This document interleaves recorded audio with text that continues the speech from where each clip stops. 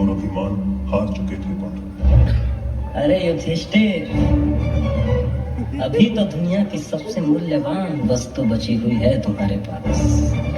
पांचाली।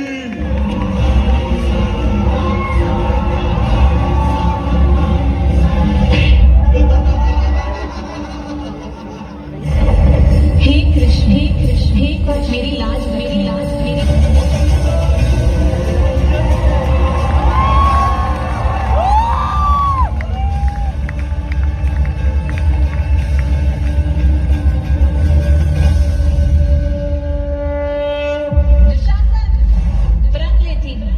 तेरी छाती के रक्त से अपने बालों को धोऊंगी।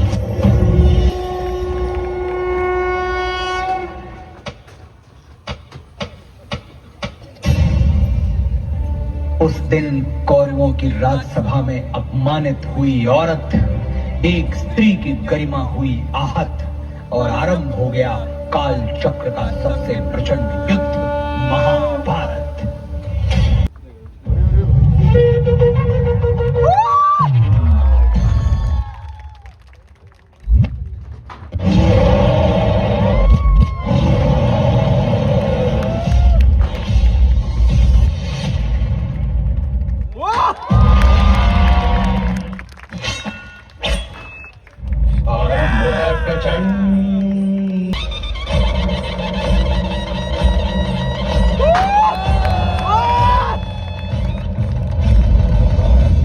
प्रचंड बोल मस्तकों के झुंड, आज जंग की घड़ी की तुम गुहार दो।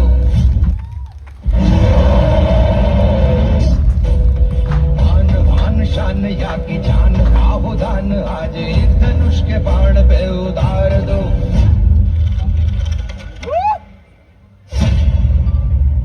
निर्णय होगा अब कि कौन पहनेगा मुकुट और कौन झुकाएगा सिर। अब चल पड़ा सारथी कृष्ण का रथ और बरसेंगे अर्जुन के तीर।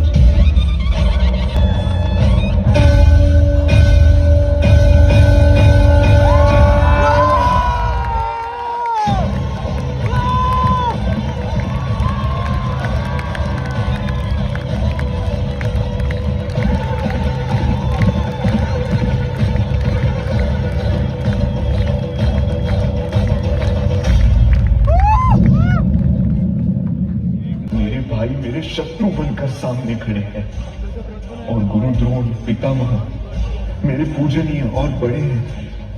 कैसे उठाऊं उनके सामने शस्त्र? मन करे सो प्राण दे, जो मन करे सो प्राण ले।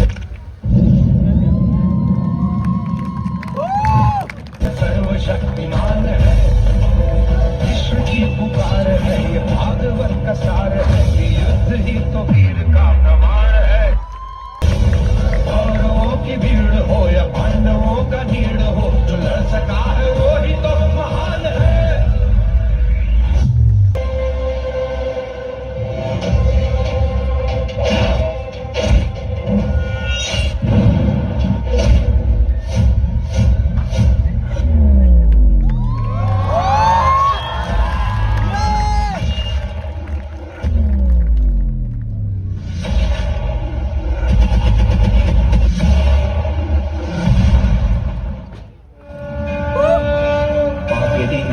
तो ये युद्ध कदाचित ना होता।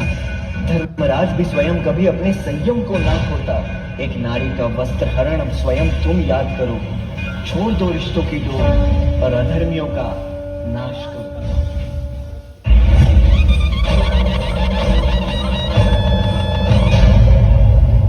आरंभ है प्रचंड, आरंभ है प्रचंड, बोल मस्तकों के झुंड, आज जंग की घड़ी की तुम गुहार दो। आन बान शान या की जान का हो दान, आज एक धनुष के बाण पे उतार दो। आरंभ है प्रचंड।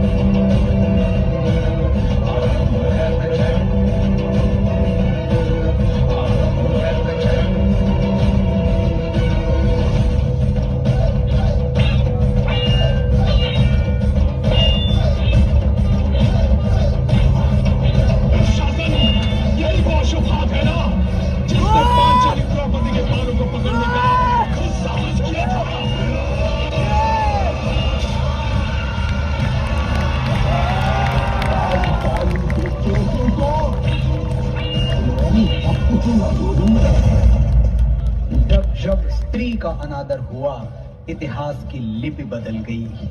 एक दुशासन ने द्रौपदी का आंचल खींच लिया, कुरुक्षेत्र में 100 भाइयों की चिता जल गई।